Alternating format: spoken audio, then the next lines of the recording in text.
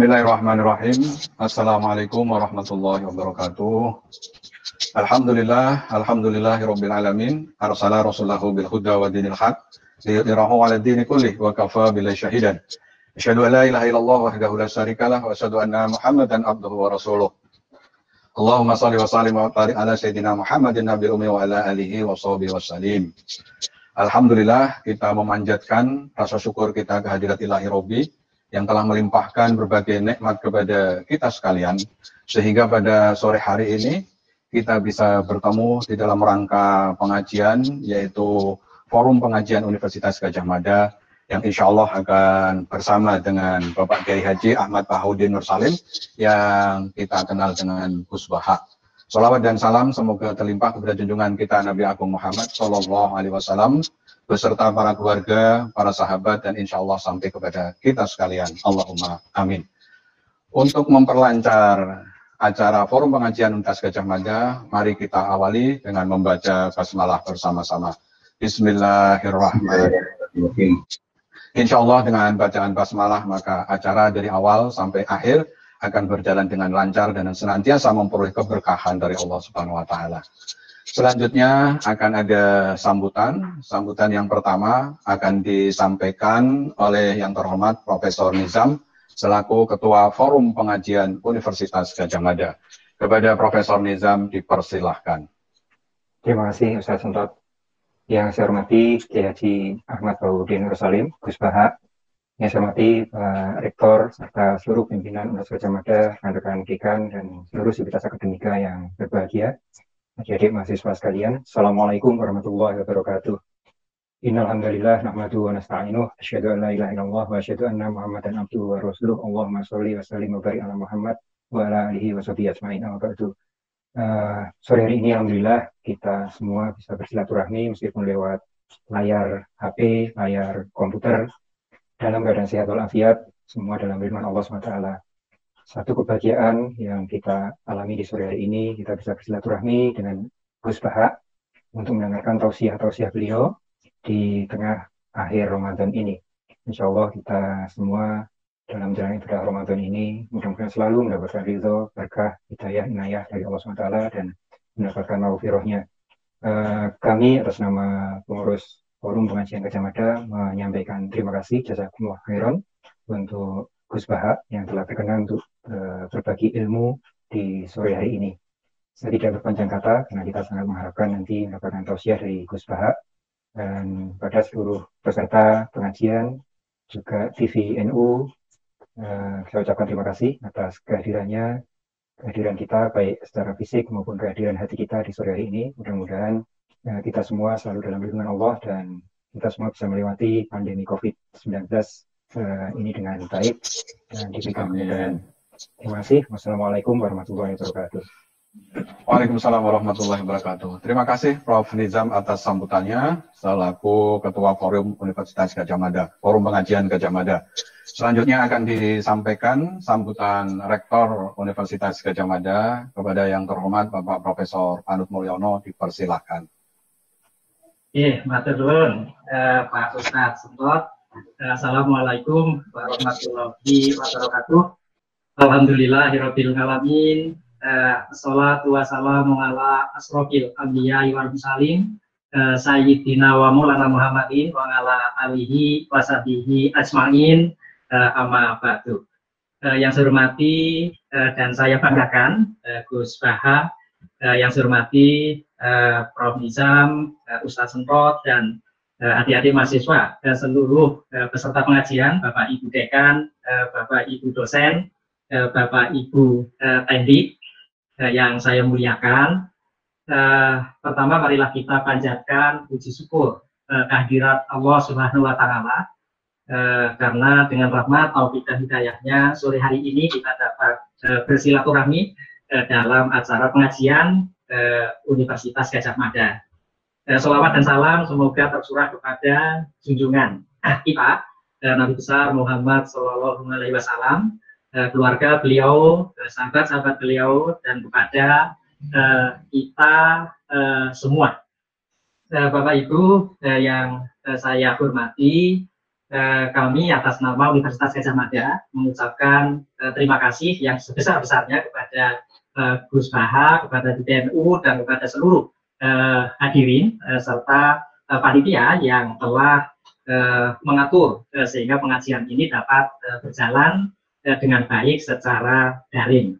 Tentu sore hari ini kita akan mendengarkan tausiah dari Gus Baha yang mudah-mudahan akan meningkatkan keilmuan kita, memperkuat keimanan kita, dan memberikan peningkatan terhadap ketakwaan kita. Ramadan tahun ini berbeda dengan Ramadan tahun yang lalu karena kita semua berada pada suasana pandemi COVID, sehingga warga bangsa bekerja dan beribadah di rumah. Tidak terkecuali adalah kita menjalankan Ramadan tahun ini dengan beribadah dan juga melakukan aktivitas dari rumah masing-masing. Mudah-mudahan pandemi COVID ini segera berlalu dan kita dapat segera menjalani kehidupan seperti sedia kala. Terima kasih. Amin. Amin. Terima kasih sekali lagi. Mudah-mudahan sore ini kita dapat mendapat pencerahan dari Gus Baha untuk peningkatan ilmu kita, peningkatan ketakwaan kita, dan juga peningkatan semangat kita untuk terus mengabdi kepada nusa dan bangsa dengan ridho Allah Subhanahu wa Ta'ala. Hilaf dan salahnya mohon maaf. Billahi taufiq wal hidayah. Assalamualaikum warahmatullahi wabarakatuh. Waalaikumsalam warahmatullahi wabarakatuh. Terima kasih Prof. Panut Mulyono. Doa kita bersama agar kemudian pandemi ini segera berakhir. Sebelum waktu kami sampaikan kepada Gus Baha pada kesempatan ini, kami mengucapkan terima kasih tentunya yang pertama kepada Kiai Haji Ahmad Bahaudin Nur Salim yang kita kenal dengan Gus Baha beserta keluarga besar pesantrennya yang berada di Rembang, kepada Forum Kemajian Universitas Gadjah Mada, kepada Ketua Kagama Rembang, Telkom Yogyakarta, dan juga para kaum muslimin muslimat yang ikut di dalam kegiatan pengajian ini.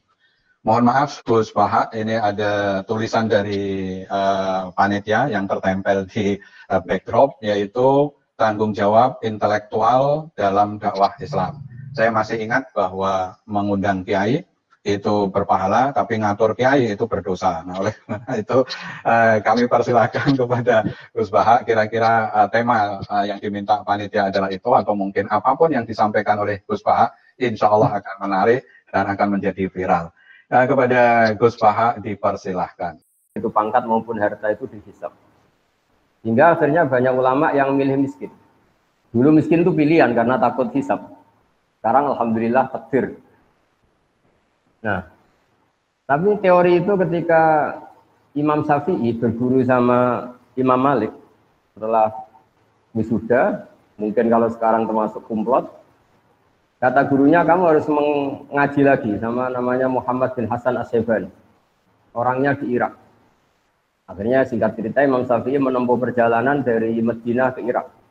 Dulu pakai onta. Ketika ketemu Muhammad bin Hasan As-Syaibani, itu di ruang tamu beliau itu banyak emas lantaan, banyak uang, banyak, kalau sekarang banyak dolar, banyak sekali harta yang diletakkan di kamar tamu. Jika Imam Syafi'i ini heran, ini ulama apa ini pedunya gitu, suka harta. Ya. Kata Muhammad bin Hasan As-Syaibani, atak jabu min hadzi, kamu heran kalau saya kaya raya seperti ini. Iya, Anda kan ulama, harta kan banyak hisapnya. Kata beliau, kalau kamu udah ikhlas harta ini dikuasai orang soleh, tak kasihkan orang fasik. Biar dipakai judi, dipakai main perempuan, dipakai hura-hura. Wah jangan, nanti lebih bahaya. Berarti orang soleh harus kaya, iya harus kaya. Sudah, berarti boleh kaya. Nah semenjak itu mulai ada satu terobosan manhaj, terobosan metode dalam mengelola ilmu sosial. Bahwa harta tahta wanita itu bisa digunakan kebatilan, juga bisa digunakan membela hak. Wanita kita tahu al-madrasatul ula, sekolah pertama adalah perempuan. Jika kalau kita punya istri solihah, punya istri afifah yang tidak terlintas berpikiran serong, maka betapa nyamannya keluarga kita. Hingga baiti jannati, rumah kita adalah surga kita. Kalau kita punya istri solihah, punya istri afifah. Jika perempuan ini luar biasa dalam proses pendidikan umat. Sehingga tidak ada orang alim, tidak ada orang pinter, tidak ada orang sukses kecuali di belakangnya ada perempuan yang hebat. Tentu makna perempuan yang paling pokok adalah ibu. Kata Imam Syafi'i, al-madrasatul ula. Harta juga gitu. Kalau orang fasik, orang-orang dolim punya power, hartanya besar, maka dia bisa menggerakkan kedoliman secara masif. Begitu juga sebaliknya, kalau orang soleh yang punya harta besar, maka bisa menggerakkan kesolehan secara masif. Nah, di sini ini hebatnya Allah Subhanahu wa taala yang memandu kita dengan Al-Qur'anul Karim. Kita disuguhi cerita-cerita nabi yang miskin kayak Nabi Ayub, tapi juga disuguhi cerita-cerita nabi yang bahkan hartanya banyak sekali, yaitu Nabi Sulaiman, Nabi Dawud. Beliau adalah seorang raja yang zaman dulu bahkan istrinya banyak, ya, karena memang zaman syariat dulu dibolehkan sampai istrinya berapa saja itu. Karena logika yang harus terbangun adalah jika kita menolong satu perempuan itu baik, maka menolong dua lebih baik, tiga lebih baik. Maka ketika seorang nabi itu pasti soleh, pasti baik, maka bisa saja secara logika dan kita benarkan dulu istrinya Nabi Dawud, Nabi Sulaiman itu baik. Tapi kenapa harus terkontrol sekarang, harus dibatasi misalnya? Logikanya juga bisa dibalik. Kalau punya istri satu aja terlantar, apalagi dua, apalagi tiga. Jadi itu terus semenjak itu ada metode. Ada metode untuk mengkontrol sosial. Jika dalam guyonan orang-orang Islam moderat sama Islam ekstrim, itu pernah terjadi perdebatan, yaitu ketika orang-orang yang sedang maksiat itu mau ya katakan saja mau dibom oleh ekstremis. Kebetulan ekstremisnya ini suka ilmu, tanya. Kalau orang-orang yang maksiat itu dibom itu gimana? Mereka kan ngotori buminya Allah dengan maksiat. Bersama yang Islam moderat dijawab, kalau mereka mati dalam keadaan maksiat, itu mereka di neraka apa di surga? Di neraka katanya. Kata yang moderat, akana dzalika muradan nabi. Mereka muslim akhirnya mati masuk neraka itu apa yang diingini Nabi apa enggak? Ya enggak, Nabi inginnya umatnya masuk surga. Ya sudah, jangan dibom, biar tobat dulu baru mati katanya. Tapi biar mati biasa maksudnya. Sehingga ada metode-metode yang kita selalu akan pertanggungjawabkan di depan Allah Subhanahu wa taala. Caranya gimana? Para ilmuwan, kita yang nekuni fikih, misalnya kita sering dapat komplain ya. Gus, banyak lelaki yang bejat, bahkan saking bejatnya istrinya disuruh ikut mengedarkan narkoba, ikut membantu maksiatnya, kemudian hak talak hanya pada milik suami. Ini solusinya gimana kalau dia harus tetap di bawah tangan suami, sementara dia tersiksa karena harus melayani kebejatan suaminya, diminta mengedarkan narkoba, bahkan diminta untuk melakukan hal-hal yang buruk. Jika di Islam kemudian semenjak itu ada rumus mulai zaman Nabi, tolak memang hak lelaki. Tapi seorang perempuan itu boleh mengajukan rafa kalau di Jawa, kalau di fikih disebut faskhun nikah. Jadi seorang hakim atau yang punya otoritas wilayah kekuasaan itu boleh memisahkan suami istri jika istrinya tidak kuat, apalagi menyangkut hal-hal yang buruk, yaitu dipaksa melakukan maksiat. Jika keliru kalau dikatakan Islam itu sangat memberi hak dominasi lelaki atas perempuan, itu keliru sekali, karena sebetulnya dalam mengurai ya atau mengakhiri pernikahan itu bisa suami menceraikan atau istrinya melakukan rafa dan hakim harus mengabulkan dalam kondisi yang sangat bahaya. Nah, tentu hal-hal seperti ini akan menjadi kebanggaan ilmu sosial karena ada solusinya ketika dalam keadaan macet keluarga. Begitu juga ada kebanggaan intelektual, yaitu tanggung jawab kita sebagai intelektual muslim, misalnya menyangkut kepastian nasab. Kenapa dalam Islam nikah begitu sakral? Dan kalau seorang suami menceraikan istrinya, supaya istri ini halal dinikahi orang lain harus ada iddah.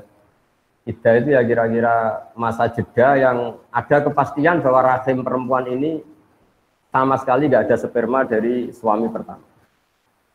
Karena kita tidak bisa membayangkan misalnya Ahad atau Minggu masih hubungan suami istri, Senin diceraikan, kemudian Selasa nikah lagi, terus ada hubungan suami istri lagi. Kita tidak bisa bayangkan, lalu nanti ini anaknya siapa? Mungkin orang modern akan bilang ini lewat tes DNA gitu, tapi itu keribetan. Apalagi kalau nanti anaknya wajahnya mirip suami pertama, mirip kedua, agak jelas itu kan, masih kecil itu. Itu ribet. Tapi dengan teori iddah, teori tarabbusul mar'ah, kalau istilahnya Quran ya tarabbasna itu, maka kegamangan seperti ini hilang karena seorang istri yang terceraikan atau ditinggal mati suaminya, baik cerai talak maupun cerai meninggal, itu untuk menikah lagi ada aturannya. Di antara adalah baro'atur rahmiyah, dipastikan rahimnya itu bersih dari zaut awal atau suami pertama. Nah, keilmuan yang bertanggung jawab atas substansi masalah ini juga ditekuni oleh ulama. Termasuk yang paling ekstrim adalah, dan ini sering saya utarakan ketika ngaji saya, absolutisme kebenaran dalam tauhid. Saya ulang lagi ya, absolutisme kebenaran dalam tauhid. Itu banyak ilmuwan tauhid, ulama tauhid, yang saking ekstrimnya memang mengatakan bahwa orang yang sudah iman, yaitu bersaksi la ilaha illallah Muhammadur Rasulullah, itu tidak akan batal meskipun dia koruptor, meskipun dia maling, meskipun dia penjahat. Itu kan satu hal yang menurut ilmu sosial itu kayak paradok. Bagaimana Islam yang luhur, kemudian Islam yang luhur, iman yang luhur ini nggak bisa dibatalkan oleh kebejatan perilaku pelakunya atau pemeluk Islam. Kata pakar ahli tauhid, dan itu berdasar hadis sahih, mangqala la ilaha illallah dakhalal jannah. Ya, mangqala la ilaha illallah dakhalal jannah. Nabi suatu saat kelihatan senyum-senyum ceria. Kemudian ditanya oleh Abu Dzar, kebetulan di pinggir beliau ada Abu Dzar, "Ya Rasulullah, kenapa engkau senyum-senyum?" Barusan Jibril datang ke saya dan memberi kabar saya bahwa siapapun dari umatku yang bertauhid secara benar, maka dia pasti masuk surga. Meskipun wa in zana wa in saraka, meskipun pernah zina, pernah maling. Itu Abu Dzar sampai 3 kali tanya, "Yang benar ya Rasulullah, masa pernah gitu masuk surga?" Ya, kata Nabi, sampai 3 kali. Nah, saya pernah ditanya seorang dosen, tanya, "Gus, bagaimana itu bisa terjadi satu kesakralan iman yang boleh atau enggak terganggu oleh kesalahan perilaku pemeluknya, yaitu wa in zana wa in saraka?" Saya baca beberapa syarah hadis itu, termasuk di Syarhun Nawawi. Jawabannya adalah, di sini Nabi sedang menerangkan absolutisme kebenaran. Bukan masalah membolehkan zina apa enggak. Tentu zina tidak akan pernah boleh, maling tidak akan pernah boleh. Tapi Nabi ingin mengatakan absolutisme kebenaran itu enggak terganggu oleh pelakunya. Kita yang punya gelar ya bilang 1 tambah 1 2. Yang enggak punya gelar ya bilang 2. Musuh kita ya bilang 2. Rektor Al-Azhar ya bilang 2. Anak yang penggembala kambing yang bilang 2. Semuanya akan bilang 2. 1 tambah 1 akan bilang 2. Karena kebenaran 1 tambah 1 2 itu enggak boleh bersyarat.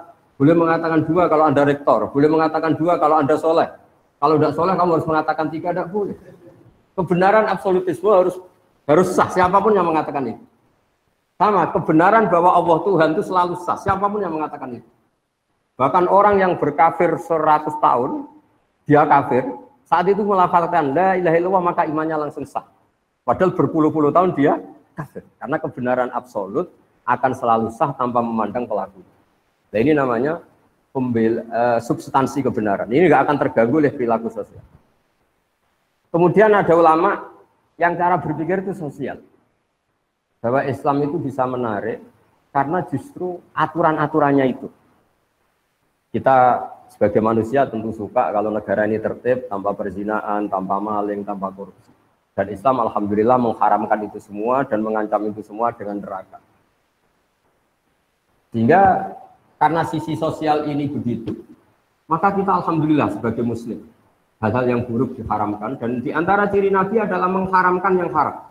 Jika kita selalu akan mengharamkan perzinaan, mengharamkan judi, mengharamkan dugem dan sebagainya.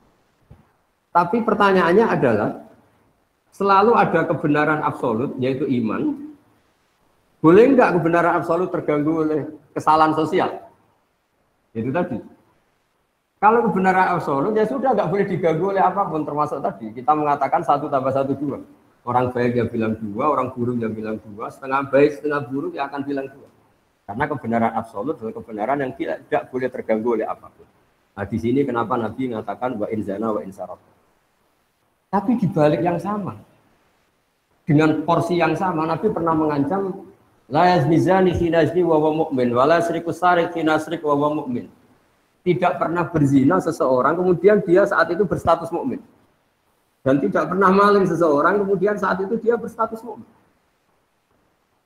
Lalu bagaimana dengan dua hadis ini yang sama-sama sahih? Oleh ulama dijawab, ketika seseorang zina atau maling, itu pasti terinspirasi oleh kenakalannya, oleh nafsunya. Tidak ada sangkut paut dengan imannya. Karena yang namanya iman pasti mengajarkan kebenaran. Nah, di sini kemudian ada kelompok besar dalam mazhab Islam, ada ahli sunnah wal jamaah yang berkeyakinan Islam, iman adalah satu keyakinan absolut, sehingga kalau orang salah, dia tetap salah saja, tapi tidak sampai menjadi kafir. Ada kelompok Khawarij yang mengatakan setiap kesalahan besar menjadikan seseorang kafir. Kita sekarang bikin analogi. Kalau seseorang sudah sah menjadi warga Indonesia, dia berKTP Indonesia, tidak pernah mengeluarkan diri dari warga Indonesia, kemudian dia jadi koruptor, tentu kita sepakat dia warga Indonesia. Soal kita hukum, kita beri sanksi, itu karena kesalahannya, tapi dia tetap warga Indonesia. Karena dia warga Indonesia adalah status, sementara kesalahan dia adalah kesalahan sebagai manusia. Sehingga mazhab Ahlussunnah adalah seseorang yang melakukan dosa besar tetap mukmin, tapi nanti tetap disiksa di neraka, entah berapa lamanya. Saya juga belum mengkonfirmasi sama malaikat Malik ini, penjaga nerakanya ini. Tapi yang jelas ada pelatihan di sini. Nah, pelatihan ini juga menguntungkan kita. Menguntungkannya gini, di Quran ada ayat Qul ja'al haqqu wa ma yubdi'ul batil wa ma yu'id. Kalau yang lebih terkenal tentu ja'al haqqu wa zaqal batil innal batila kana zahuqa. Kalau kita berpikir absolutisme, berpikir kebenaran mutlak, maka kemusyrikan, kekafiran, kesalahan itu hal yang enggak ada. Kalau istilahnya Quran, kaburat kalimatan takhruju min afwahihim iyaquluna illa kadziba. Misalnya ini saya pegang jam tangan, mungkin ini dari aluminium atau besi, terus saya mengatakan begini, jam tangan saya ini dari kayu. Maka kalimat ini tidak menjadi kalimat opini, tapi menjadi satu kesalahan.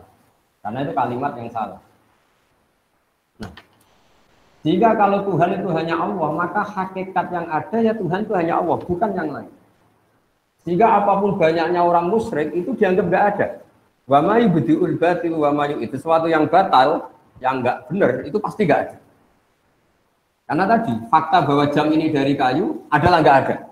Meskipun yang mengatakan ada, mungkin yang mengatakan itu karena salah ucap atau kebodohan atau keyakinan yang keliru, tapi hakikat ini tidak. Jadi sini hebatnya Islam. Islam pertama datang termasuk wa 'allama Adamal asma. Pertama Nabi Adam diajari adalah menamai sesuatu sesuai proporsinya, sesuai statusnya.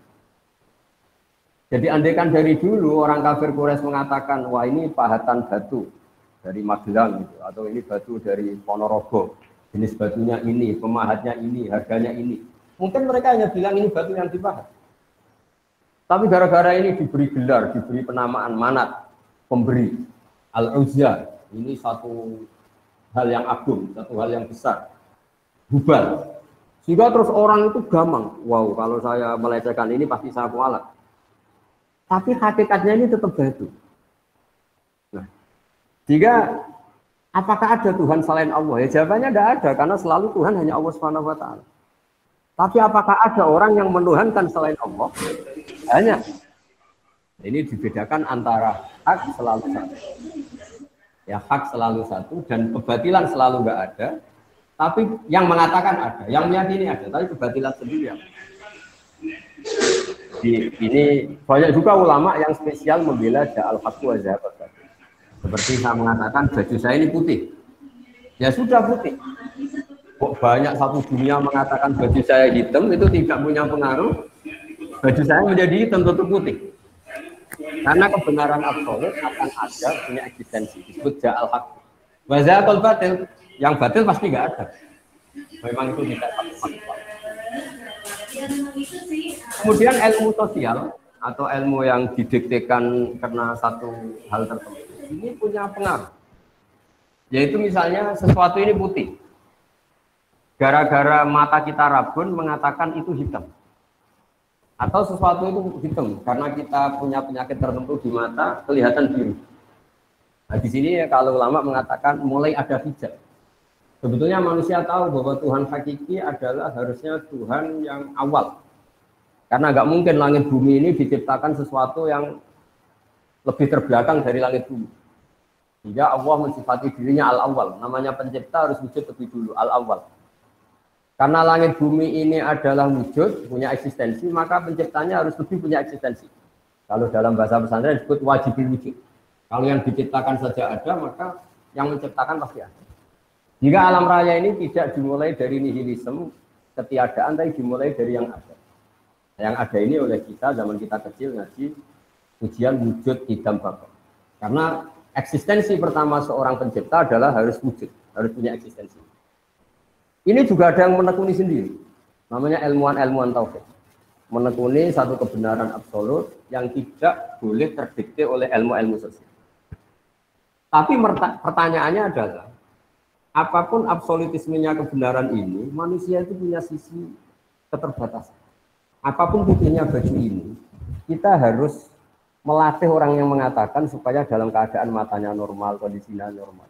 Karena nggak ada artinya ini secara objektif putih, kemudian yang melihat tidak normal karena matanya normal.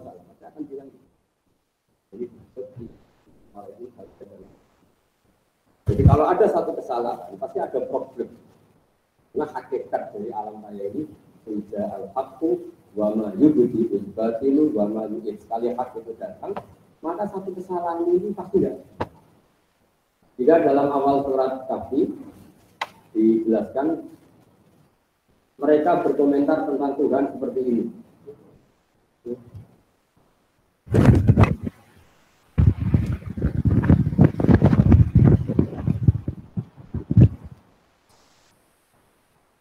Ya, saya teruskan.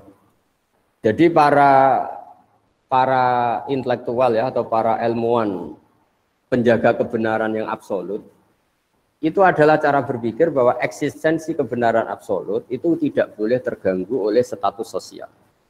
Sehingga seperti yang saya analogikan tadi, orang akan bilang 1 tambah 1 itu pasti 2.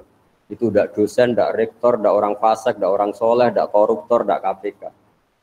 Karena untuk mengatakan kebenaran yang absolut tidak butuh kesalehan.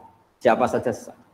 Di sini hebatnya Rasulullah mengatakan orang kafir 20 tahun atau 100 tahun sekali dia bersyahadat maka Islamnya langsung sah. Tanpa harus dia mensucikan diri dulu, ini itu enggak. Karena ini kebenaran yang absolut.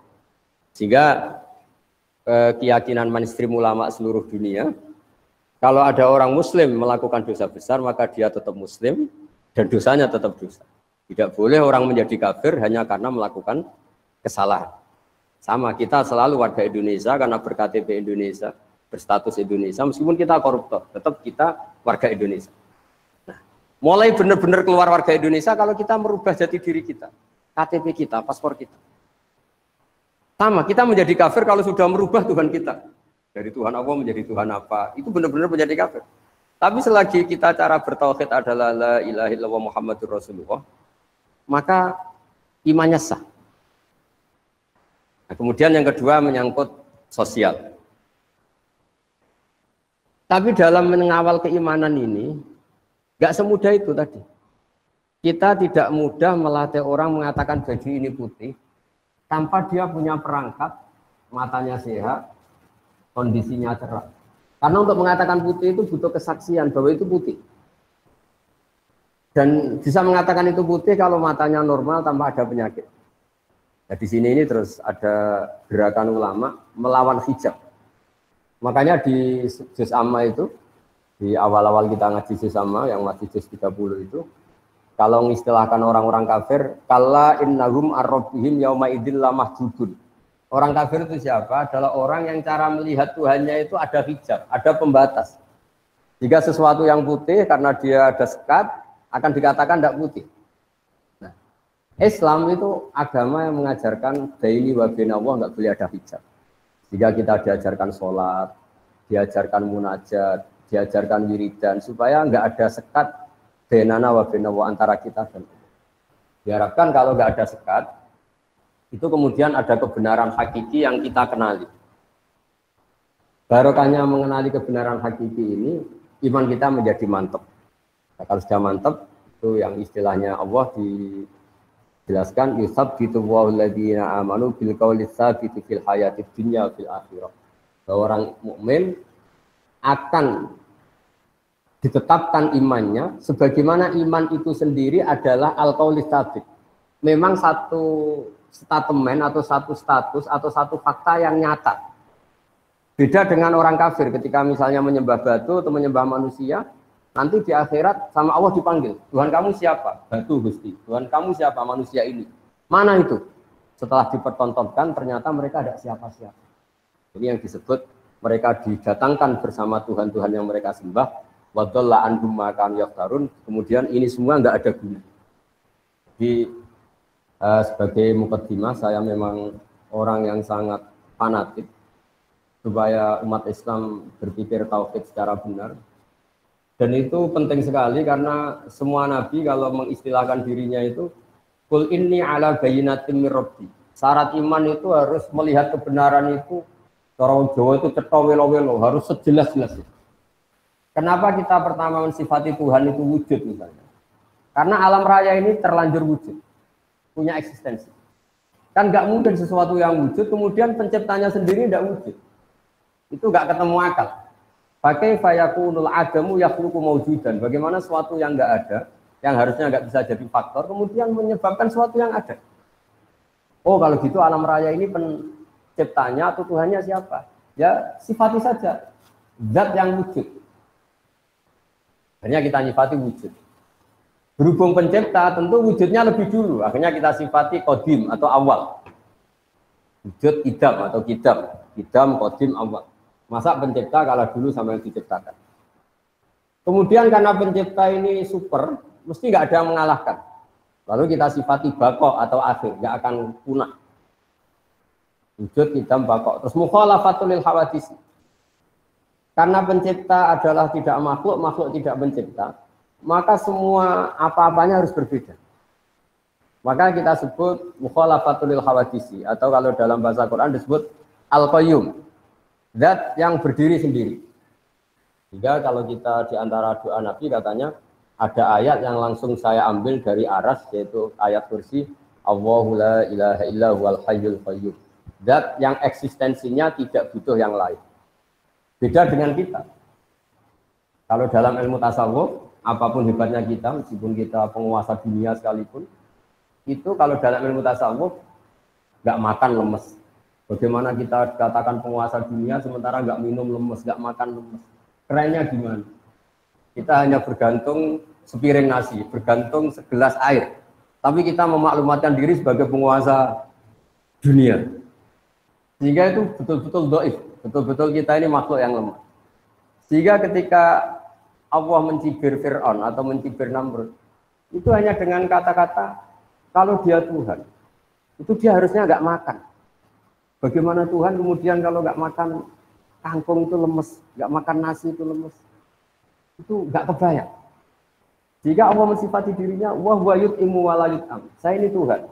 Sifat dasar saya itu yut'imu, memberi makan, dan saya tidak perlu makan. Ketika Allah mensifati hubungannya dengan makhluknya, saya pemberi rizki, dan saya tidak butuh mereka memberi rizki saya.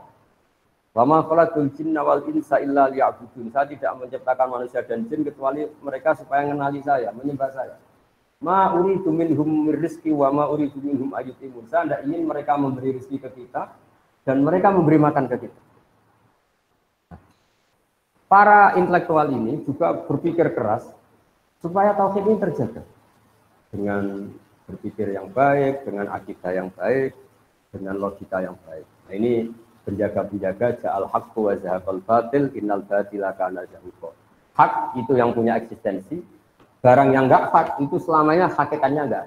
Pemeluknya banyak, pengikutnya banyak, tapi hakikatnya enggak pernah. Karena yang dikatakan hakikat adalah sesuatu yang punya eksistensi absolut. Jika misalnya hakikat Tuhan ya tetap satu, hakikat Tuhan ya hanya Allah, bukan Lata, bukan Hubal, bukan dan sebagainya. Sehingga kalau ada kalimat yang salah, itu yang ada itu yang mengatakan, bukan kalimat itu. Kalimat sendiri itu tidak punya konklusi apa-apa, karena memang nyatanya nggak ada. Makanya kata Allah, kaburat kalimatan takhruju min afwahihi. Itu menjadi kalimat, menjadi kata-kata, karena diucapkan oleh lisan, tapi tidak menunjuk hakikat.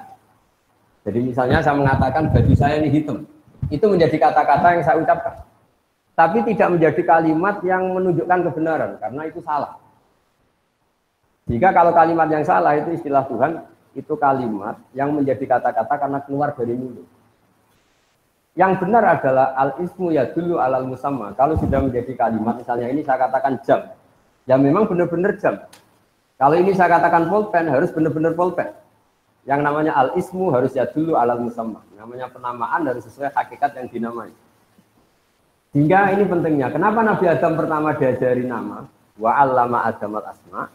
Karena nanti kesalahan dunia adalah kesalahan memberi nama. Sehingga banyak orang kafir Quraisy menyembah Hubal, Lata, Uzza karena memberi nama ini. Wah, ini penguasa, ini pemberi. Nah, sehingga semua nabi mengatakan pada kaumnya, in hiya illa asma'un sammaitumuha antum wa abaukum ma anzalallahu biha min sultan. Itu gara-gara Anda salah memberi nama, sehingga kemudian Anda menewa-newakan seperti itu. Coba kalau dari dulu batu-batu itu dikatakan batu yang dipahat, batu yang dipecah, batu yang diukir. Tentu ini nggak sakral. Tapi gara-gara ini dikatakan ini Tuhan. Kalau kamu tidak memberi sesaji maka kamu akan kena gini. Terus kayak dia mana gitu. Ya ini penting saya utarakan supaya tanggung jawab intelektual kita dalam dakwah Islam. Pertama adalah kebenaran tauhid, kebenaran absolut. Iqra' bismi rabbikal ladzi khalaq, khalaqal insana min 'alaq. Terus terakhir ini saya masih punya waktu mungkin 10 menit untuk mengawal kebenaran absolut itu juga dibutuhkan ilmu yang namanya tasawuf. Ilmu tasawuf itu ilmu yang seseorang itu disuruh berpikir objektif. Misalnya begini, saya ini seluruh di Indonesia, seluruh dunia akan biasa mengatakan baju saya ini putih. Akan mengatakan misalnya pulpen saya ini biru. Dan itu kita biasa mengatakan itu tanpa nunggu digaji. Saya tidak perlu seperti ini. Saya akan mengatakan ini putih kalau saya dibayar 1 juta. Biasa kita ikhlas mengatakan baju ini putih tanpa ada yang bayar 1 juta. Nah, kalau kita biasa ikhlas mengatakan baju itu putih tanpa harus dibayar 1 juta, kenapa kita mengatakan Allah Tuhan harus dibayar dengan surga? Nah ini terus orang-orang tasawuf bikin punya gugatannya sendiri. Kita terbiasa mengatakan hakikat ini tanpa presentasi ingin digaji. Kita biasa mengatakan kalau baju saya ini putih, kalau air itu menyegarkan. Beratus-ratus kali, mungkin berpuluh-puluh tahun kita mengatakan kebenaran itu tanpa ingin digaji. Kita mengatakan matahari itu panas, tanpa ada yang gaji, dan kita ikhlas. Tapi kenapa ketika kita mengatakan Tuhan itu Allah dan Allah itu Tuhan, harus digaji dengan surga? Nah itu terus kemudian orang-orang tasawuf punya riwayatnya sendiri. Ketika Allah gojlok sama orang-orang soleh, masyhur itu hadis qudsi. Ada orang-orang soleh ditanya sama Allah, kamu menyembah saya karena apa? Ya karena saya ingin masuk surga ya Allah. Yang satu ditanya, kamu menyembah saya karena apa? Karena saya takut masuk neraka ya Allah. Kata Allah, laulam akhluk jannatan wala naron alam akun ahlan an uto'a. Saya ini Tuhan, berarti kalau saya tidak menciptakan surga, saya tidak menciptakan neraka, terus saya tidak layak ditaati. Nah, terus akhirnya, ya tetap harus ditaati, ya sudah, berarti karena saya. Nah ini terus ke hakikat. Ya naif kita tadi, kalau kita mengatakan baju ini putih, nggak digaji kita mau. Kenapa untuk mengatakan Allah Tuhan harus nunggu digaji? Sehingga orang-orang tasawuf punya sekian cerita, misalnya Nabi Isa jalan-jalan ke satu daerah, situ ada orang yang sangat kurus, sangat karena nggak pernah tidur, kalau siang puasa ditanya, kenapa kamu ibadah sampai seperti itu? Karena kita ingin masuk surga. Terus jalan lagi, ketemu orang yang sejenis itu, ditanya, kenapa kamu sampai sekurus itu? Karena kita takut neraka. Terus ketemu kelompok ketiga, wajahnya happy, tidak terlalu kurus, konstruksi badannya yang normal semua. Kenapa kamu asik? Karena saya mencintai Tuhan yang punya semuanya. Akhirnya Nabi Isa bilang yang dua kelompok tadi, makhlukon rojautum wa makhlukon fiktum. Kamu yang kamu harap-harap hanya makhluk, yang kamu inginkan juga makhluk, yang kamu takuti juga makhluk. Yang benar ini, takut yang punya makhluk itu semua, takut yang punya surga, yang punya. Nah, jadi lewat pengajian ini atau ngaji ini, saya karena UGM tentu masyhur ya, terkenal sekali dengan kajian keilmuannya. Saya mohon dalam bertauhid Itu harus sampai kul inni ala bayyinati mir rabbi, bahwa saya bertauhid itu harus benar-benar punya logika yang absolut, punya logika yang kuat, punya logika yang permanen. Di surat Al-Bayyinah juga diistilahkan lam yakunil ladzina kafaru min ahlil kitab wal musyrikin munfaqina hatta ta'tiyahumul bayyinah. Bayyinah itu siapa? Rasulun minallahi yatlu suhufan mutahharah. Jadi dulu orang-orang kafir itu akan nyaman dengan kekafirannya, enggak pernah tercerabut dari cara berpikir kekafiran. Kita tahu kafir Quraisy itu penyembah berhala dan jumlahnya banyak, ada Lata, Uzza, Hubal, Manat. Itu mereka cara berpikir, ya Muhammad, kalau urusan kita banyak, problem kita banyak, Tuhannya harus banyak dong. Masa problem kita banyak, Tuhannya satu? Itu mereka nggak bisa nerima konsep Tuhan satu. Sampai mereka mencibir Nabi dengan mengatakan, aja'alal alihata ilaha wahida, inna adalah syai'un. Masa Tuhan satu, problem kita banyak, kalau Tuhannya satu, itu pasti tidak cukup. Ya kalau problem banyak, ya Tuhannya harus banyak. Terus Nabi dengan sabarnya memberi penjelasan, wahai para orang-orang kafir, kalau kamu jadi buruh punya majikan banyak, kemudian perintahnya beda-beda, itu kamu suka mana? Punya majikan satu yang baik sama majikan banyak yang perintahnya beda-beda. Ya suka satu ya Muhammad. Nah, Nabi menyatakan Tuhan kamu adalah majikan kamu. Kalau jumlahnya banyak yang bingung itu kamu. Terus akhirnya ya mat, Tuhan satu aja. Nah itu terus disebut dorobawahu masalah rojulan fihi syuraka'u mutasyabisuna wa rojulan salamal lirrojul. Allah memberi satu analogi, satu orang yang punya atasan banyak sama yang punya atasan satu.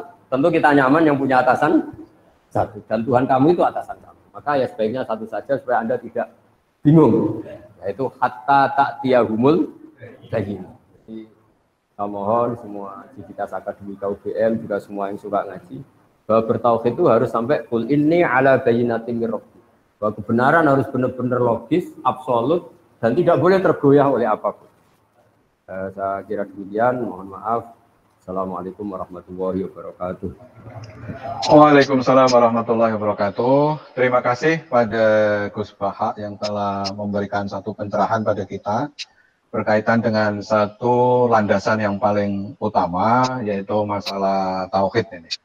Saat ini ada yang bertanya terkait dengan judul yang disampaikan, yaitu tanggung jawab intelektual. Tentu di sini adalah intelektual Muslim dalam dakwah Islam, yaitu berkaitan dengan kira-kira sejauh mana sih kita ini kemudian memiliki peran dakwah.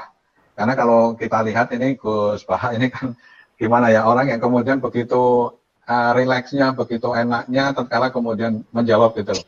Apakah engkau itu mau berjuang untuk Islam? Itu kan sudah ada tanggung jawab Allah. Nah, tetapi kan kita sebagai seorang intelektual di dalam kampus itu kan ada tadi bahwa kita sebagai seorang Muslim di sisi lain kemudian juga punya kewajiban untuk memberikan value, memberikan nilai yang sekarang itu begitu begitu banyak penawaran terhadap nilai-nilai itu.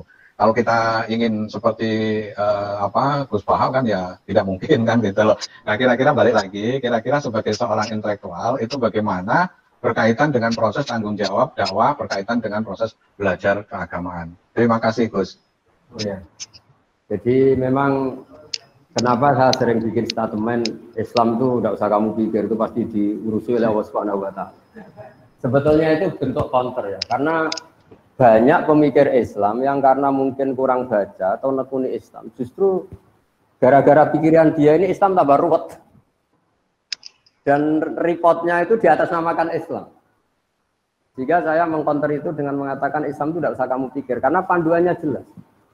Kita nggak usah mikir Islam pun, kalau sesuai panduan Islam, pasti dengan sendirinya itu dakwah.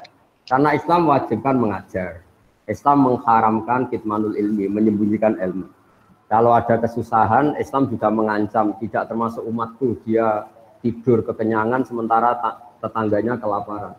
Tidak termasuk umatku orang yang membiarkan sekelilingnya bodoh sementara dia pinter. Jadi sebetulnya kalau mengikuti panduan-panduan Islam itu bagus. Problemnya kalau hak mikir ini kita berikan sama nyuwun sewu mubalek atau ustadz atau kiai, semua orang akan punya cara berpikirnya sendiri. Dan itu awal dari ikhtilaf, kata Nabi, sehingga kita sebagai ulama itu membatasi sekali yang namanya pemikiran. Kita utamakan riwayat, meskipun kita tidak meninggalkan akal.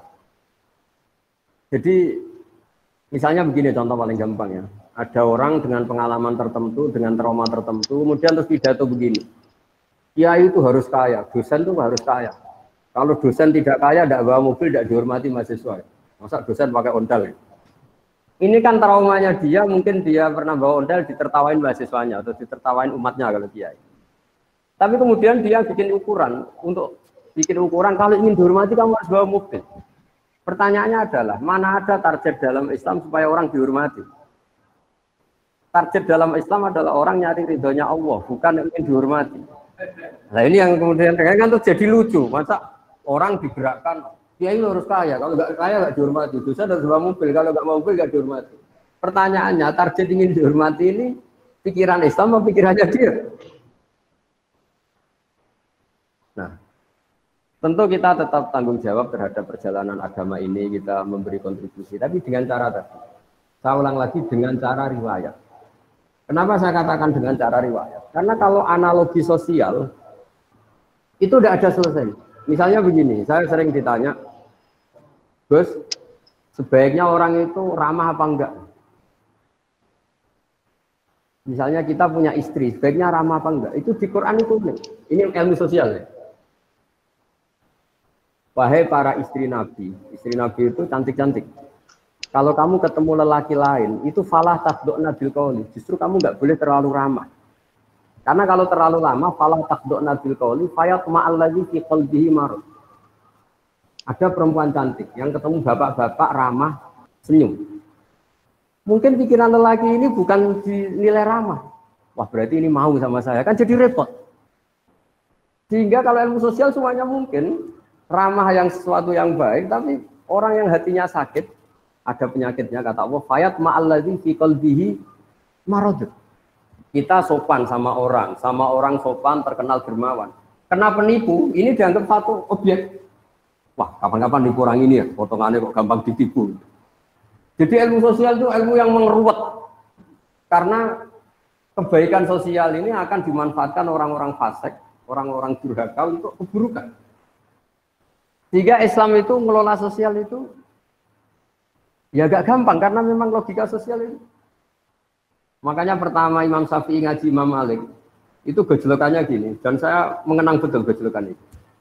Ya Syafi'i, wahai Syafi'i, kamu punya 2 pembantu. Terus 2 pembantu ini yang satu kamu cerdas, yang satu ini cerdas, kamu perintahkan ikhla hadis safra. Batu besar itu coba kamu tarik, kamu bongkar. Fa inna tahtaha daban, karena di bawah itu ada emas. Terus yang satu nggak tanya, langsung dibongkar. Ketika yang satu langsung bongkar, ditanya, kenapa kamu nggak tanya maksud saya apa? Terus kata pembantu tadi, saya hanya ingin nurut sama jenengan. Jadi nggak penting di bawah ada emas apa enggak. Kalau yang nyuruh jenengan tetap saya bongkar. Yang satu enggak. Kalau ada apanya bos? Ada emasnya. Ya sudah saya bongkar. Kalau nggak ada emasnya ngapain? Kamu seneng mana? Kata Imam Syafi'i ya seneng yang loyal tanpa mikir. Kadang kita beragama itu butuhnya itu sami'na wa ata'na. Ya saya ulang lagi, karena sekali semua agama ini dipikir, itu nanti ya repot. Ya tadi misalnya gini, ini yang tren ya di zaman akhir. Kita misalnya mengkaji sholat. Mengkaji sholat itu ada yang fungsinya rukuk begini, fungsinya sujud begini, ini peregangan, ini pernafasan. Lama-lama sholat ini kayak senam yoga. Lama-lama ada yang tanya, banyak yang sholat kok penyakitan, ya enggak sholat kok enggak gitu. Jadi kita sebagai ulama itu mikirnya gini, enggak mungkin Allah bikin gerakan tertentu tidak ada hikmahnya. Tapi jangan sampai hikmah ini kemudian yang menjadi alasan hukum itu. Karena kalau hikmahnya rukuk misalnya peregangan, suatu saat ada gerakan tubuh yang lebih efektif untuk peregangan, lama-lama orang meninggalkan rukuk.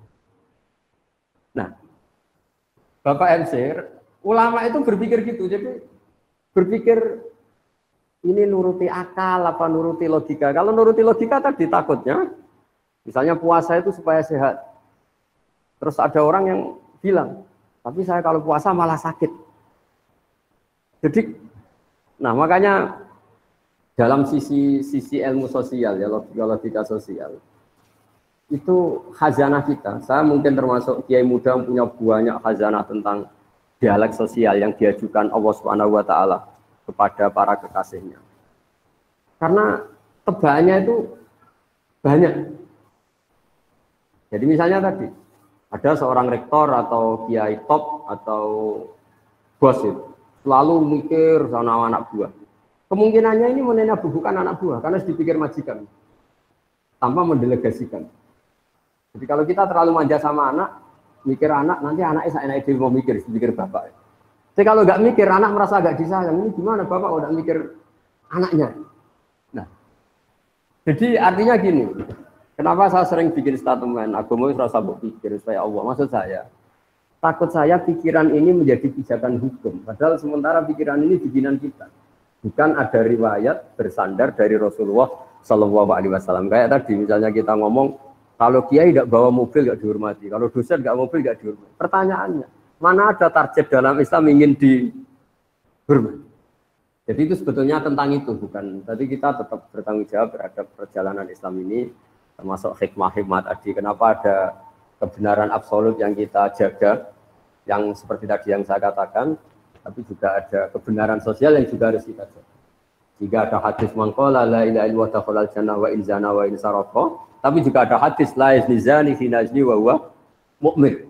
Karena ini untuk menjaga keseimbangan antara kebenaran absolut dengan kebenaran sosial. Ya, saya kira demikian. Terima kasih Gus Baha ya. Ada pertanyaan lain ini konteksnya adalah ada yang mengatakan tentang ilmu yang wajib ain aja wajib kifayah. Ya. Ada yang mengatakan bahwa yang wajib ain itu adalah ilmu agama. Nah, wajib kifayahnya itu adalah ilmu-ilmu yang lain. Tetapi ada yang membantah. Kebetulan kami ini base camp-nya ada di Fakultas Teknik. Bukankah orang tua itu mengirim belajar ke Fakultas Teknik? Atau sebaliknya, kami dari Fakultas Psikologi bahwa wajibnya itu psikologi. Nah, pemahaman tentang ilmu yang wajib ain, wajib kifayah berkaitan dengan tadi tanggung jawab kalau itu intelektual muslim atau mungkin sebagai mahasiswa muslim, itu esensinya seperti apa, Gus? Terima kasih. Saya kira demikian. Jadi kita yang nekuni Al-Quran ya, saya akan nekuni tafsir ya. Sebetulnya dikotomi itu memang nggak pernah ada ya. Misalnya kita yang nekuni ilmu astronomi ya, atau falak ya. Kan lalu misalnya ilmu astronomi dianggap itu ilmu umum. Ilmu geologi juga dianggap ilmu umum. Padahal kita yang nekuni tafsir, itu ya biasa bicarakan misalnya waladzi ja'ala syamsa diya awal qamara nuran wa qaddarahu manazila li ta'lamu 'adada sinin awal hisab. Bahwa Allah yang menciptakan sedemikian rupa bahwa al-qamar rembulan punya sekian manazil, yang dengan manazil itu li ta'lamu 'adada sinin awal hisab. Kamu tahu hitungan waktu. Artinya kalau yang dikatakan Quran pasti itu namanya ilmu agama dong. Tapi disiplin ini kemudian dikatakan ilmu umum. Misalnya menyangkut biologi. Dari awal Allah mengatakan wa fil ardi qita'um mutajawirat, bahwa konstruksi bumi ini lempengan-lempengan, karena kita itu zamannya qit'ah. Bumi ini lempengan-lempengan yang saling berdampingan. Jadi dari awal kalau dalam bahasa Arab bumi diciptakan Allah tidak basitoh, tidak satu elemen. Tapi qita'um mutajawirat, satu lempengan-lempengan yang dipasang. Makanya potensi gempanya tinggi. Nah, kemudian setelah ilmu agama itu identik dengan caranya sholat, caranya haji, dan ilmu umum itu yang menekuni alam.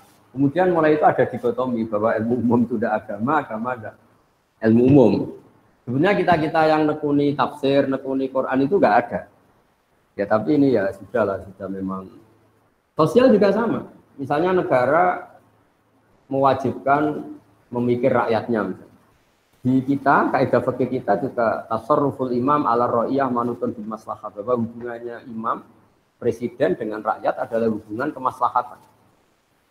Dan kita juga punya aturan-aturan kalau presiden atau waliul amri memerintahkan sesuatu yang tidak maksiat, kita wajib loyal.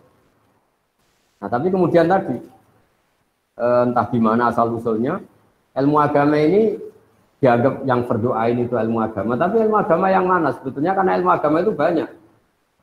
Mengetahui halal haram itu ya fardu ain. Terus ngerti najis dan sebagainya juga fardu ain. Tapi sebetulnya di antara aturan agama adalah mengerti bahaya yang dan tidak bahaya. Di situ juga ada misalnya sistem alam ini kalau digerogoti itu akan terjadi gini-gini likuifaksi. Itu ya dibicarakan misalnya amin teman fisama ayaksifa bikumul ardo fa idza hiya tamur. Kamu hati-hati di bumi, potensi bumi itu bisa tamur, bisa melumer, bisa likuifaksi. Terus kata Allah, kamu di bumi juga jangan merasa aman, bisa saja benda di langit setiap saat itu bisa jatuh. Ayursila alaikum hasiban, misalnya meteor setiap saat juga bisa jatuh. Nah, Quran itu membicarakan semuanya, mulai ilmu agama, tapi lama-lama ini dikatakan ilmu umum. Nah, kenapa ulama tidak berontak?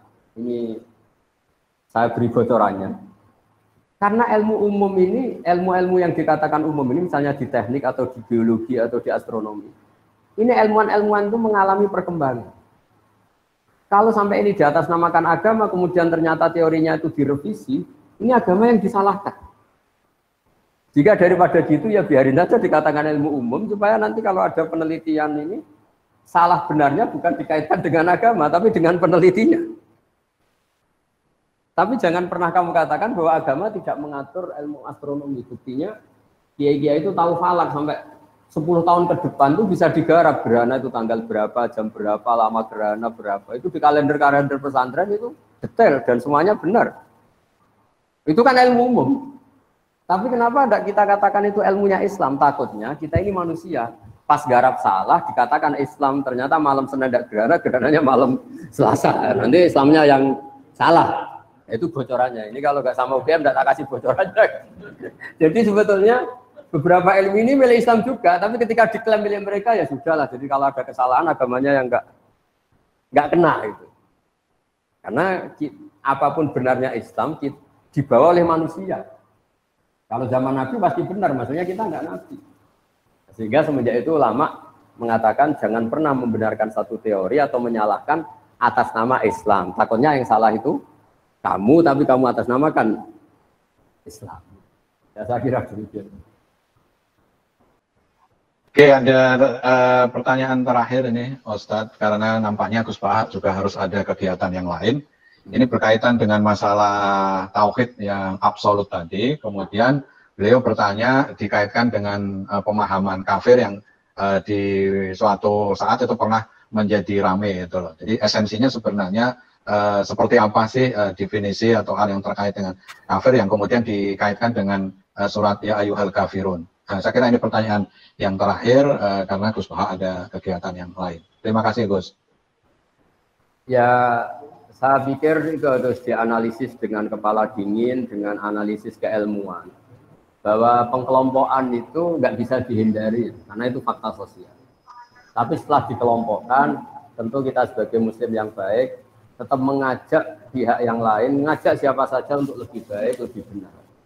Jadi misalnya istilah kafir, istilah munafik, istilah apa saja, memang mau tidak mau, memang kita mau tidak mau harus mengelompokkan sesuai pilihan-pilihan orang-orang itu. Tapi itu normal saja secara keilmuan. Tapi Islam selalu waqulu linnasi husna, kepada siapa saja kamu harus berkata-kata yang baik, bermuamalah secara baik. Sehingga misalnya Islam membolehkan perang, itu nunggu udina lil ladzina yuqatalun. Kalau kamu diperangi baru boleh perang. Wa akhrijuhum min haitsu akhrajukum, kalau kamu diusir baru boleh usir. Jadi kalau penstatusan yang seperti itu, ibarat gini lah, kita punya mahasiswa yang nakal ya, yang sering bolos. Ya kita sebut, wahai mahasiswa yang bolos. Tapi memang kata bolos itu harus disematkan karena dia sedang berstatus seperti itu. Tapi atas nama kita sebagai orang tua, ingin dia lebih baik. Jadi penstatusan itu bukan hal yang harus menjadi pemecah bangsa, kayak biasa aja. Bahkan kalau kata-kata ahli tafsir mengatakan Allah saking sayangnya sama hambanya, sing kafir wis diceluk dikandani. Jadi itu artinya kan Allah masih memanggil-manggil itu. Jadi sing kafir dipanggil-panggil untuk kembali, saking baiknya Allah. Sehingga ya jadi makanya apa ya, pengkelompokan itu kan ya sudah normal saja.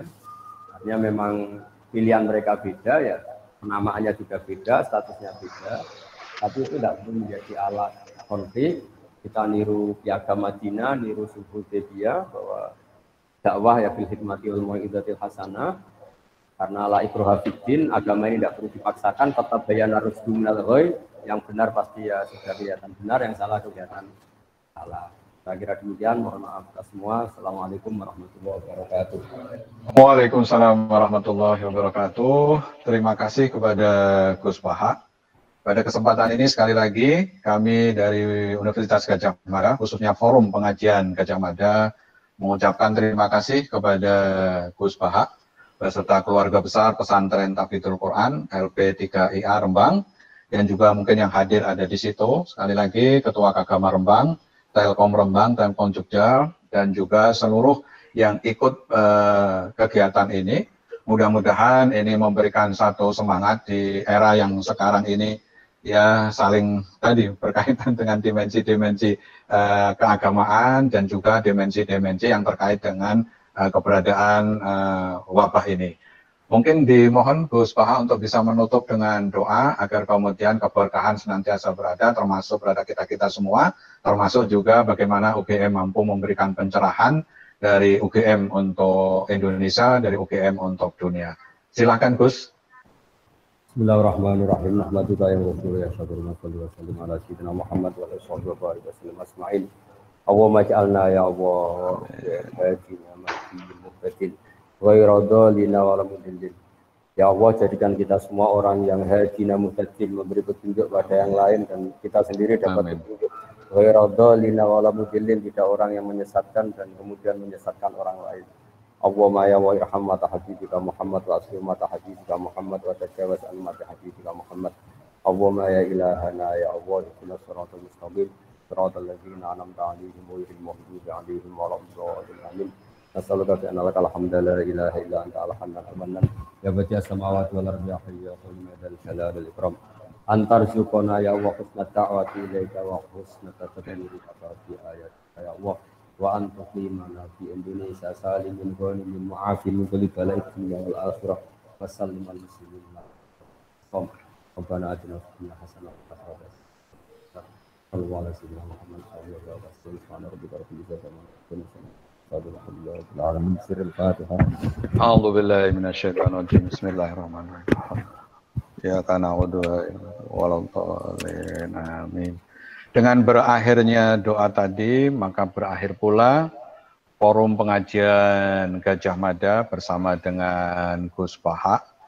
Saya yang menghantarkan kegiatan ini, mohon maaf apabila ada hal-hal yang tidak berkenan, ada hal-hal yang kurang. Mari kita tutup dengan doa kafaratul majlis. Subhanakallahumma wa bihamdika asyhadu an la ilaha illa anta astaghfiruka wa atubu ilaik. Assalamualaikum warahmatullahi wabarakatuh. Waalaikumsalam warahmatullahi wabarakatuh.